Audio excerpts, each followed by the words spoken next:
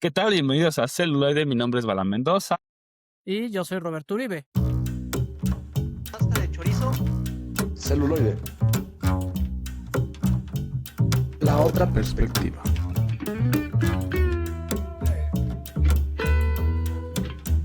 Celuloide. La otra perspectiva. Perspectiva. Naves de combate en llamas en el lóbulo de Orión. Cerca de la entrada de Schaffhausen. Celuloide. La otra perspectiva. Perspectiva. La otra Perspectiva. Celuloide. celuloide. Celuloide. Pasta de chorizo. Vamos con la maciza. Y bueno, pues ya estamos aquí de nuevo en un live más. Es correcto.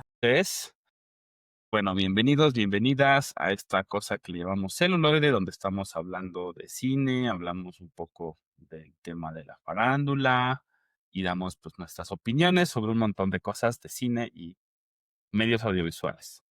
Es correcto. Ahora abriremos la parrilla con un poco de chorizo.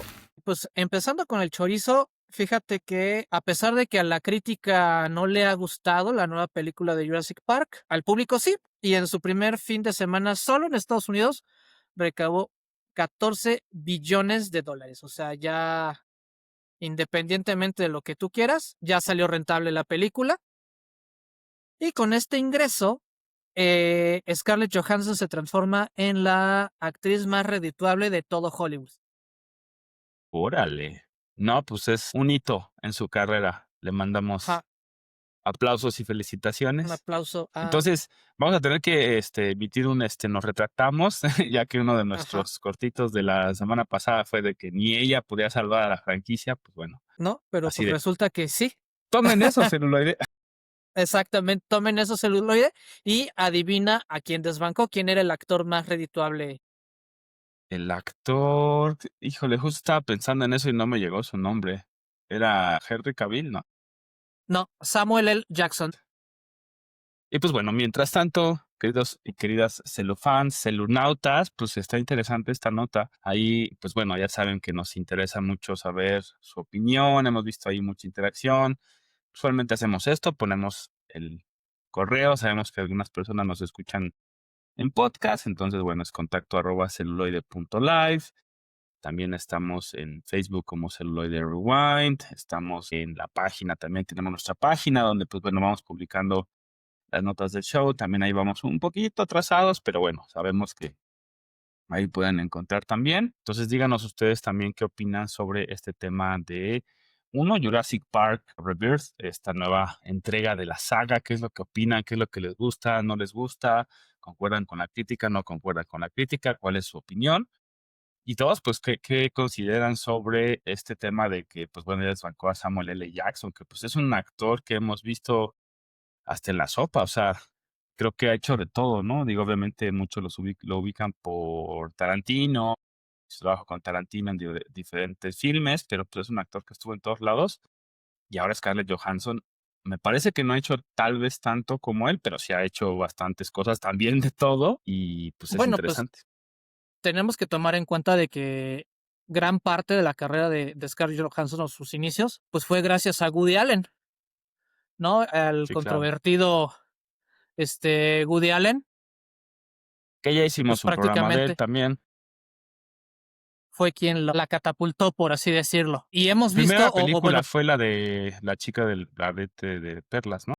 sí, sí, o sea, tenía unas apariciones cortitas, pero digamos donde Su papel empezó a protagónico. destacar y era gordita, porque sí, Scarlett Johansson en su adolescencia sí, Porque, o era sea, gordita, también. Los estándares cambian. Yo justo estaba viendo sí, ahí como un entrecorte rápido. Es que estábamos viendo mi esposa y yo una serie que se llama Midnight at Pera Palace, la medianoche en Pera Palace, que es una serie turca. Entonces ahí pues pasan dos cosas, ¿no? También ves otro estereotipo de belleza, uno, y dos, viajan en el tiempo a los 20 y en los 20 le dicen, ay, ya, pues, estás flaca, ¿no? Que no estás comiendo. y es cierto, Sí, o sea, claro. también ha Sí, sí, habido sí. diferentes estándares de belleza. Entonces creo que de repente sí estamos ahora en una pues, delgadez extrema que pues no siempre es lo que los No es cuerpos saludable, requieren. O sea, cada complexión es diferente, solo les quería decir eso. pero existe un estándar que bueno, y yo creo que esto ya lo vamos a asociar con nuestro tema de esta semana, que serían las crisis en las narrativas. Claro. Pongamos esto de pleno y hablando de Scarlett Johansson, porque también fue es una actriz que sostuvo la franquicia de Marvel durante 10 años. Sí. ¿Y qué estándar de belleza tenía cuando empezó? O sea, la vemos en Iron Man 1 a Endgame. ¿Cómo fue esa evolución? Que en lo personal, mi favorita es en Capitán América, o sea, en las del Capitán América y de Winter Soldier, que Ujú. ahí sale 2, 3 cachitos y ayuda al Capi cuando está esta infiltración de Hydra. Sí. Pero bueno, regresando al punto, los cánones de belleza, o por lo menos el mayor canon de belleza que tenemos ahorita, se plantó en el siglo XVIII, siglo XIX, donde se reinterpreta todo lo que es el medioevo y se romantiza. Entonces ahí nos empiezan a cambiar, digamos, la percepción, porque digamos en el medievo una persona rechonchita, una persona cachetona, una persona regordeta, ese era el estatus de belleza. ¿Por qué? Porque decía que estaba bien alimentado y todo esto. Cuando se romantiza esta situación, es que cambia la princesa a ser la delgada y la bella, y la dama de compañía pasa a ser como la gordita bonachona. Y en la literatura nos dan varios hitos o varios puntos que van reforzando esta idea, ¿no? Cuando nos describen a Julieta, cuando nos describen a distintas arquetipos de belleza femenina y de belleza masculina, se va haciendo. Pero ahora, regresando a Marvel, ellos cambiaron las reglas del juego y provocaron una crisis narrativa, por lo menos en cuestión audiovisual. ¿A qué me refiero con esto?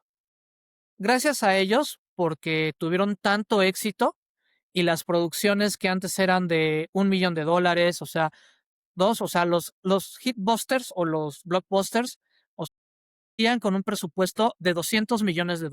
Y para esto, las empresas tipo Warner, tipo Disney, ya no es viable no hacer una producción de esa cantidad De dinero. de dinero. Ergo, ¿qué le vas a apostar tu dinero? O sea, a fórmulas ya probadas, o te vas a arriesgar en el cine independiente o con un productor o con un director independiente. Sí, Siento claro. que ese es el mayor problema que nos ha causado Marvel en ese sentido. Que sí, yo concuerdo y también abonaría que incluso viene de antes, es decir, pues bueno, el cine, ¿cuántos años ya tiene como industria? Si hacemos, y digo, ahí lástima que no esté el doc, que le mandamos un saludo, ¿no? Pues al final es como su materia sobre la historia del arte, pero pues bueno, si hiciéramos un recorrido muy breve, porque si no nos da tiempo, pues los primeros años son años muy experimentales, es decir, esta parte donde pues surge como nueva tecnología, imita al teatro y es pues haz teatro, pero detrás de esta madre, ¿no? Y que esta madre sea el espectador omnisciente al que le vas a mandar lo demás, ¿no? Y bueno, sin sonido, ¿no? Entonces, Ujú. obviamente después viene el sonido, pero sigue teniendo hasta cierto punto de teatralidad. Después, pues bueno, el surgimiento de lo que hemos hablado, del western como medio, como lenguaje puramente cinematográfico, de esta madre, no nada más es teatro, también podemos hacer esto, ¿no? Estos planos y estos cortes y la madre. Pero siempre había mucha experimentación hasta que pues también se va de alguna manera cimentando ya Y ciertos afinando, géneros ¿no? y ciertas Sí, sí. fórmulas. Sí, afinando, exactamente, ya cada vez es más preciso cómo se hace. Y esto pues al final creo que podemos ver, yo diría, un boom setentas, ¿no? Bueno, incluso los sesentas, pero como ya es como empieza a ver los setentas como ya muy específico de quieres hacer este tipo de cine, ¿no? De cine de acción, cine de thriller, cine de esto. Entonces empiezan esas fórmulas de, bueno, obviamente, ¿qué es lo que va a contar esta historia? Sin embargo, creo que ahí todavía había como todo este tema de apostar. Me parece que ahorita ya no hay tantas apuestas, es decir, es más la decisión corporativa. No que antes no existiera, pero creo que sería más una apuesta de, está bien este güey, o esta persona, o este escritor, porque esto lo podemos ver incluso cuando fue que surgió este Andy Kaufman, el de Being John Malkovich, fue en los 90s, ¿no? 2000s, cuando sale esta peli de being John Malkovich, siendo John Malkovich, donde se empieza esta parte de, pues es un guionista, ¿no? Ya no el protagonista, no fue el director, el actor ciertamente porque lleva su nombre, sin embargo, había un énfasis en el escritor, en el guionista, y eso también es apostar pues justamente por alguien, ¿no? Decir, me parece que es bueno, vamos a apostar por un guionista, lo cual por eso creo que resonó tanto Andy Kaufman en su momento. Digo, además de que, pues sí, ¿no? Sus guiones tienen una gran calidad, pero me parece que era esa parte de la apuesta. Y otro de los hitos que diría yo es el streaming. Cuando el streaming llega a hacer esta competencia con los cines, especialmente en pandemia, porque ahí es cuando empezaron estas cosas de estrenos simultáneos, empezar a robarle taquilla, pues porque no podía salir, etcétera, que aunque hubo un regreso, de nuevo siempre está ahí la competencia, ¿no? Y esto creo que solo hizo que se hiciera más corporativo todo, ¿no? Sí tiene una estructura corporativa, ciertamente, porque es una industria, es un negocio, pero creo que ahora hay mucho menos el apostar por estas personas o personalidades diferentes, ¿no? Y eso creo que es parte de esta crisis de narrativa que además, pues como dices, Marvel vino a cimentar el no, pues ya, si no le apuesto tanto y no me reditúa tanto, que podemos hablar aquí, por ejemplo, de Netflix, ¿no? Que tiene sus Sí, métricas que no exactamente. siempre son públicas, ¿no? O sea, hay algunas que sí comparte, pero no todas, de cuáles son los que ellos miden y que incluso con eso cancelan series que uno diría, pero es que la gente las está viendo, ¿por qué Sí, las pero no cancelas? Es de, llegan a pues es sus, que no no llegan llegaron a a sus las métricas. métricas. Entonces ahí es el punto de, es más corporativo, ya no es el apuesto por este producto que está muy chido, sino es si no cumple mis métricas de cuánto me reditúa, pues bye, güey. Y creo que eso es lo que hemos visto en estos años Y también. podemos hablar de varios ejemplos dentro de Netflix, ¿no? Por ejemplo, la serie de OA, que estaba muy buena, que afortunadamente los creadores la terminaron en un cómic, o sea, por lo menos buscaron darle ese cierre. O la otra, terminan tomando series y conceptos muy buenos, por ejemplo, La Casa de Papel, que empezó siendo una excelente serie y estiraron la liga hasta llevarla al ridículo, donde uno termina odiando lo que en un principio le estaba gustando, ¿no? Y ahorita también con el juego del calamar, que el Sí. mismo creador dijo, pues es que yo la pensé para una sola temporada y a billetazos y para cumplir las métricas y las expectativas de los corporativos, les tiró a prácticamente 3 temporadas, ¿no? Sí, Y lo que además venga. el juego, pues esta cosa que hicieron como de juego en vivo con las personas, imitándolos, o sea, entonces desde ahí fue como literal, o sea, convertiste en aquello que juraste destruir, o sea, de repente fue ¿no? Y ese, por ejemplo, no pegó y es donde dices, ahí está una apuesta, pero puramente comercial, ya no basada tal vez en una especie, en la emoción o en la persona, sino en las métricas y las estadísticas y así. Y ese no pegó, o sea, ese live action, programa como de retos, no funcionó del juego Calamar, o sea, todo el mundo fue como, vale, Sí. madres, danos la segunda temporada y deja de mandarnos porquerías, ¿no? Entonces ahí también es donde dices, por eso luego lo que hablamos de sí, es un negocio y en teoría tienes métricas, pero pues tampoco no siempre funciona, no son infalibles, porque al final también es lo interesante del cine, no nada más es una industria, no nada más es un negocio, también es un arte. Entonces también Claro. ahí hay gente que lo revoluciona. Y por ejemplo, es tanto la crisis de narrativas que existe, por lo menos del lado occidental o del lado hollywoodense, que acaba de salir un estudio, por lo menos aquí en México, donde el 48% de las personas que consumen contenido digital, por lo menos está viendo un anime, lo cual es muchísimo, o sea, también es un Sí, momento claro, muy grande para el anime, o sea, prácticamente una de cada 2 personas está viendo un anime. anime. ¿No? O sea, ¿por qué? Porque está cansado de estas narrativas y también, o sea, se está aprovechando de eso las empresas, ¿no? Y por un lado, o sea, Netflix y Crunchyroll se han vuelto los gigantes de traer ese tipo de contenido, por lo menos de manera digital. Y especialmente hacia Occidente. Ujú.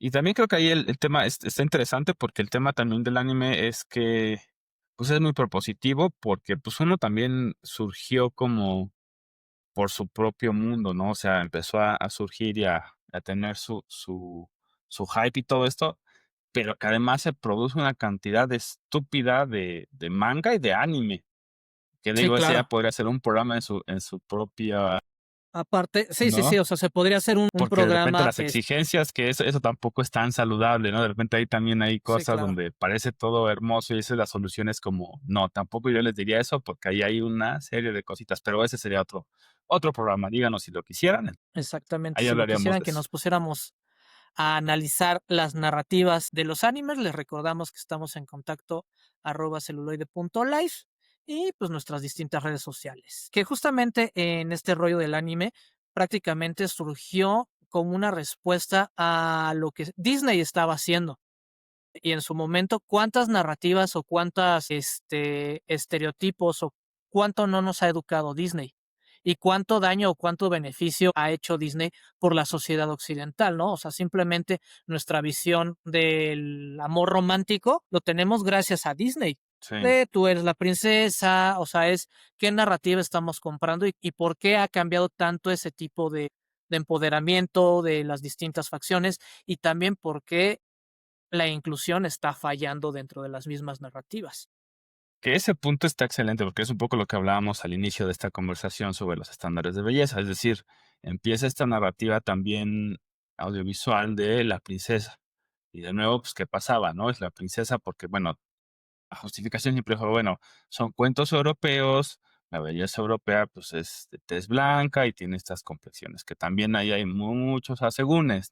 Y eso es a lo que ellos pusieron y le era conveniente. Es decir, comercialmente era conveniente porque todavía teníamos todas estas ideologías, idiosincrasias sobre los tipos de belleza.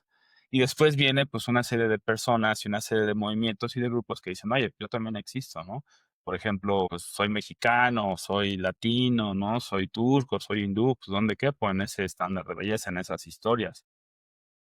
Y obviamente también hay, digo, de indie, de Bollywood, pues también podríamos, ya hicimos un episodio también, pues tiene sus narrativas. Sin embargo, pues bueno, es donde cabe el resto de las personas en estos estándares de belleza y también donde esta inclusión que dicen, no, es que somos inclusivos, de nuevo es pues porque me es viable comercialmente, no tanto porque realmente lo haya. Y que luego dicen, no, sí, mira, yo también tengo artistas y tengo guionistas y gente que trabaja que son de la comunidad o que son mexicanos.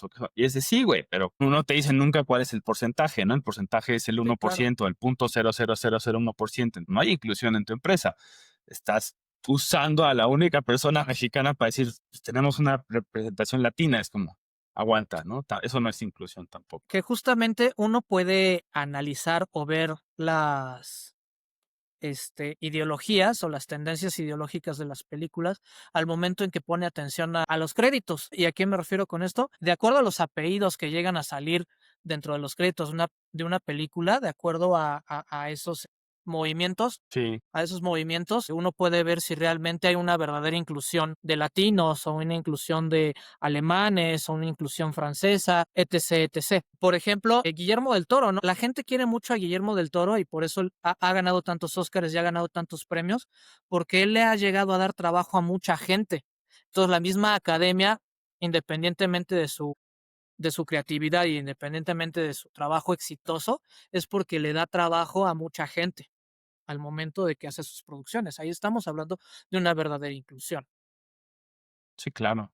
Y también la otra es que, o sea, de repente por eso digo que también sigue unos medios comerciales, porque de repente, por ejemplo, o sea, la inclusión es sí, pero sigue siendo de entre los estándares. Es decir, bueno, puse una princesa negra, pero tiene que ser delgadita, ¿no? Entonces dices, ah, chinga, ¿por fin es inclusión o literal nada más le estás pintando de color a alguien, ¿no? O sea, sí va a ser princesa latina, pero tiene que ser delgadita, ¿no? O sea, de nuevo, no es una Ujú. inclusión porque no estás incluyendo a la variedad de personas que existen en el mundo, de cuerpos, de rasgos, de todo.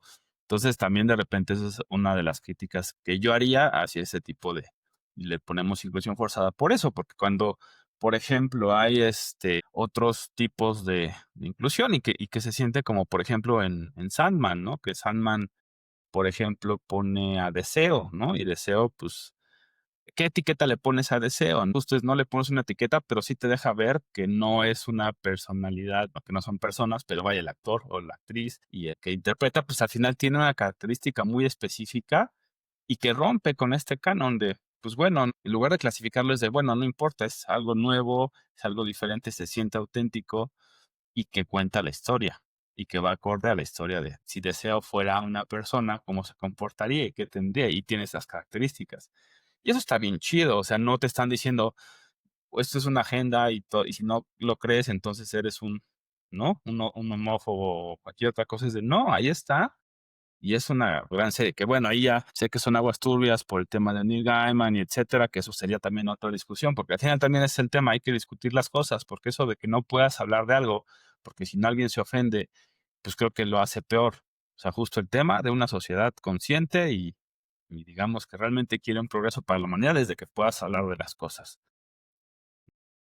Y pasando a otra parte que también creo que tiene que ver con la crisis de las narrativas, la tropicalización de las historias. Les puedo hablar de un gran ejemplo, el de REC, que fue una gran saga, por lo menos las primeras 2 entregas de la cultura española o del cine español, que al momento de hacer la cuarentena o quarantine, como le pusieron en inglés, se vuelve una situación desabrida, ¿no? Y como que pierde esa esencia y aparte no nos están dando o no nos están dando, digamos, como un revival o una situación apreciable o por lo menos una copia fiel. Claro.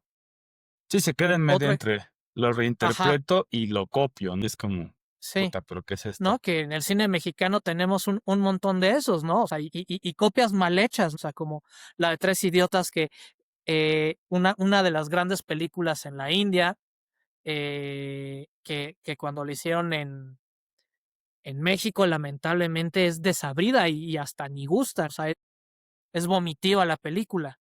Sí. También,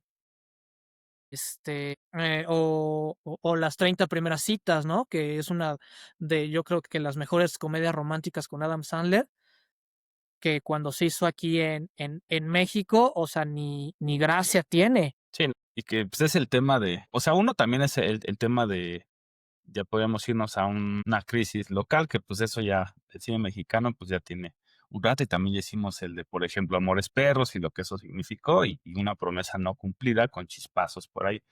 Pero pues también es esto a nivel general, el tema que también México, estamos hablando ahorita, pero también Hollywood lo ha hecho con justo O de la Hellboy, India y de ¿no? Asia. Hellboy, que la Sí, claro. original es brutal, es fuerte, es impactante, que cuando la pasas a su remake norteamericano se pierde completamente la esencia de la película y hasta se siente light, ¿no? O Sí, sea, se pasada siente. por agua, ¿no? Cuando te sirven ese café que, pues, dices: "Chale, güey, sí, remojadito, no mames, ¿no? Esto está intomable".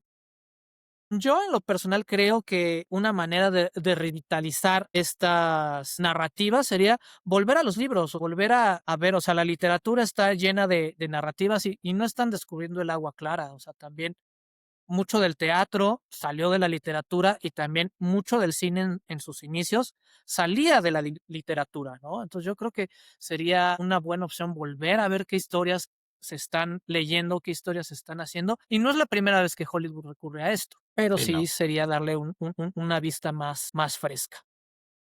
Y que también ahí el tema es, que tocaste ahorita es uno muy interesante, porque creo que también de ahí viene, hay una crisis, se va a escuchar así muy escandaloso, tal vez una crisis mundial, porque al final del día, pues, algo que, pues, tal vez, sale de los temas que usualmente tocamos en celuloide, pero, pues, hay una crisis mundial porque pues, podemos observar cómo está el mundo y eso también se refleja en el cine, y se refleja en el arte, se refleja en la literatura. Entonces hay guerras, hay este tema de incertidumbre con las inteligencias artificiales. También por eso decía de los libros, o sea, ¿cuántos libros ahora ya no hay de Amazon que son escritos por inteligencia artificial y que muchas veces han descubierto pues, son la mitad de un libro, un tercio de otro libro y un tercio de otro libro, ¿no? O mezclados. Entonces no es algo realmente propositivo. O sea, eso me refiero con que hay una crisis en ese sentido de, pues bueno, también nos estamos enfrentando a esta nueva forma de crear, por ejemplo, los guiones a través de la inteligencia artificial y tal, los revisa un humano. O sea, hay un montón de cosas que están transformando cómo concebimos el cine, por supuesto, las artes y no solo eso, sino toda la sociedad humana. Entonces también creo que de ahí viene, o sea, no es de que por eso estemos en este lugar, sino todas las demás condiciones se fueron dando antes y pues esto llega a confrontarnos con el, pues bueno, este vacío, este hueco donde los cines pues la última película que fui a ver fue justo 28 años después. ¿Cuál? ¿No? O sea, no había creo que una persona más, entonces fue así como, pues tampoco tenía tanto, era como su segunda semana, entonces, cuando antes cualquier otra película ibas y pues, de mínimo había 20, 30 personas, entonces, claramente sí es algo que también no podemos decir que no está pasando, uno puede experimentar y también estaría chido que nos dijeran de las diferentes latitudes donde nos escuchan, cómo es el cine en sus locaciones, en sus ciudades, y si ustedes Y si han han dejado de notado ir, esto de y si sí, ustedes han o dejado han de ir, dejado de ir, no sé, porque tiene un año que no voy, exacto. O si han ido así como, bueno, esa sí me gustó, porque a mí me pasó lo mismo, también dices, bueno, es que esta vale la pena, la neta no. Otras que dices, como 28 años que yo le tengo un aprecio, dije, pues sí la quiero ver en cine, antes de verla en streaming. ujú, Pero hay gente que dice, pues ya para qué, mejor en el streaming, o si tienes un proyector, una tele enorme, pues es más o menos la misma experiencia, las palomitas me salen más baratas, me puedo atascar, o sea, como que de repente ya uno está justificando el no ir, cuando antes era, no, güey, vamos, no era como todo un evento claro. bien chingón, y ahorita creo que ya no tantas personas les pasa eso. Así es, pues déjenos en los comentarios, queridos celufans, ¿cuándo fue la última vez que fueron al cine y qué película vieron? ¿No? Porque eso también estaría interesante, o sea, qué géneros siguen llevando a la gente al cine, qué géneros ya preferimos verlos en nuestras casas o ya ni verlos, porque esa es Sí, otra, ya ¿no? ni verlos. Ya también gracias al streaming, por ejemplo, en Netflix, si yo veo un documental de la Primera Guerra Mundial, se me modifica todo el algoritmo y me empieza a mandar puras películas y contenido referente a la Segunda Guerra Mundial. Que de hecho ahí tienen un tip, si no quieren echar a perder su algoritmo, en lugar de hacer perfiles por personas, hagan perfiles por temática. Entonces Sí, hacen un perfil de documentales, hacen un perfil de thrillers, hacen un perfil de comedias románticas, ¿no? Por así decirlo. Y entonces la misma plataforma en cada uno de esos perfiles te va a mandar ese tipo de información y ya más segmentada. sí, claro.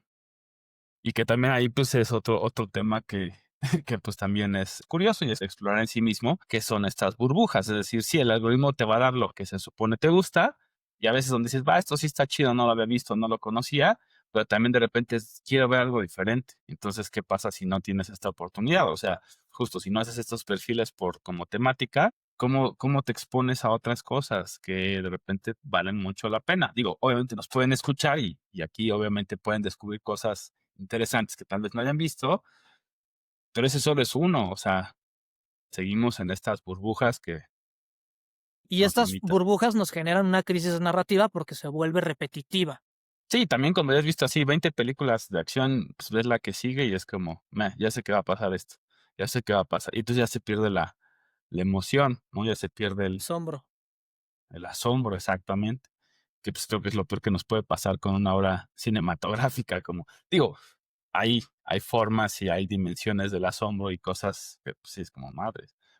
Pero, pues sí, de repente cuando se vuelve repetitivo, pues ya no. Y pues ahora habrá que ver qué sucede, ¿no? Es decir, los circuitos de cine independiente siguen estando ahí, cada vez tienen hay un poquito más de espacios. Yo he visto como muchos nuevos tipos de concursos y esto para encontrar guionistas, nuevos actores y directoras y demás. Sin embargo, pues pareciera que es insuficiente y que no está llegando a Hollywood como tal. O sea, creo que ahí, pues de nuevo, sabemos que Hollywood es muy cerrado, pues es la elite del cine durante mucho tiempo, especialmente en Estados Unidos, y que es muy cerrado y que no es tan fácil llegar. Sin embargo, pues bueno, es un poco, lo podemos comparar como la endogamia, es decir, los reyes justamente del pasado que decían, no quiero mezclarme con la gente corriente, y se mezclaban entre ellos y descubrimos años después a nivel genético eso es lo peor que puedes hacer porque los condenas a morir de muertes horribles y enfermedades raras. Lo que tienes que hacer es no ser endogámico, sino pues justo ahí sí una verdadera inclusión y una verdadera variedad, que es lo que creo que le está pasando a Hollywood. Años y años de ser una cúpula de no solamente los amigos, amiguitos, que bueno, ahí también hay otro tema súper severo que es Epstein y demás, entonces pues eso también es lo que genera que no solo sea una narrativa, sino a nivel también confianza, cómo confías en una cúpula que es así. y que se descubre cada vez más cosas que dices, cámara, operan igual que un grupo criminal, entonces, pues eso hace que también ahora, 2025, veamos esto de los cines vacíos, rara vez, salvo que sea algo que ya tiene un fandom como Minecraft o así, pues Ujú, no va a llenar cines, ¿no? Habrá que ver con exactamente. Dune, por ejemplo, Dune parte 3, porque creo que ahí tiene un fandom importante y le gustó a la gente. A ver, en el cine, en la taquilla. Sí, exactamente, ¿no? Veamos que es aparte una película que sale puramente de la literatura y de literatura fantástica, bueno, del sci-fi, que tuvo sus primeros intentos, pero a ver qué tal le va. O sea, ha tenido muy buena recepción en las dos ocasiones anteriores. Yo creo que también le va a ir bien. Y yo creo que nos vamos acercando a la, Para terminar, pasemos a la Patisserie.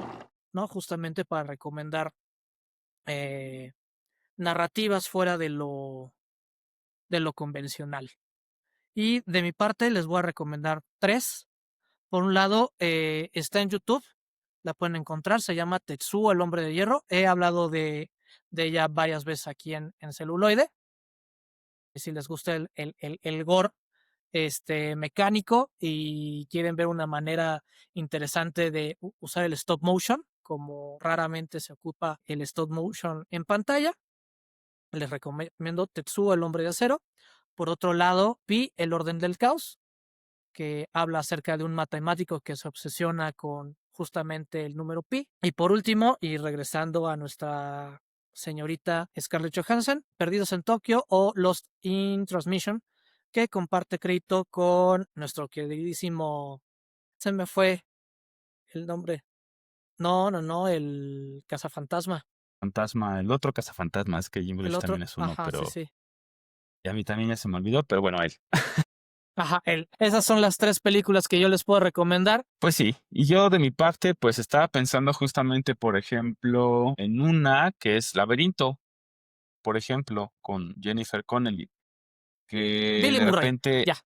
Bill Murray, sí, exacto. El laberinto que justamente no está basada como tal en un libro, ¿no? Sino juega con los libros y las historias de hadas y cuenta una historia en cine. Entonces, de repente, es estas cosas que además, por ejemplo, en su momento no fue como, wow, ¿no? O sea, no fue el gran hit.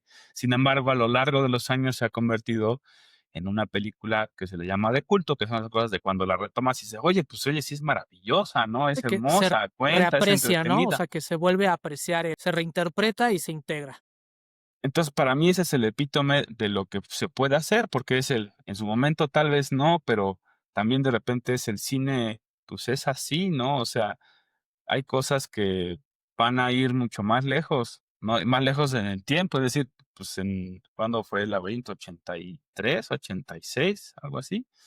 Y pues, o sea, ya a partir de los 90 mucha gente empezó a comprar el DVD y así porque fue, no mames, es hermosa, me la recomendaron y la empezaron a ver. Otra de esas, por ejemplo, es La Princesa Prometida, por Oh, ejemplo, ¿no? sí. En su momento sí, medio fue como, ahí está, pero la ves ahora y es como, wow, o sea, y sí, obviamente ahí es un tema también de narrativa, son más lentas, ¿no? O sea, obviamente tienen todas estas cosas y ahorita estamos en una hiper estimulación y queremos todo en 2 segundos por los TikToks y porque el infinity scrolling y esto, pues también es el regresar a, bueno, cada lenguaje es diferente y cada cosa te da algo diferente. No es como querer correr, me encanta correr, pero pues correr todo el día a lo mejor es no mames, ¿no? No está tan chido. También estas diferencias de ritmos son interesantes. Hashtag volvamos al cine horizontal. No más, no más transmisiones verticales. Volvamos al cine horizontal. No sé si funcione, pero pues ahí está. Ahí está una propuesta. Pues bueno, creo que hasta aquí el día de hoy. Ya que Es hicimos correcto. nuestras recomendaciones. Muchas gracias por habernos visto, por todos los comentarios y todas las interacciones. Se agradece mucho, especialmente en la era del algoritmo.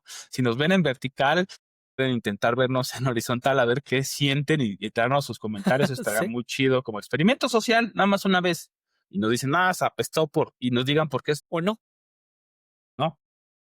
Bueno, pues yo fui la versión cronista de La ciudad de Roberto Uribe. Y yo fui la versión en crisis de narrativa de Bala Mendoza. Gracias y hasta la próxima. Ay. Celuloide. La otra perspectiva. My little friend. Celuloide. La otra perspectiva. Como lágrimas en la lluvia.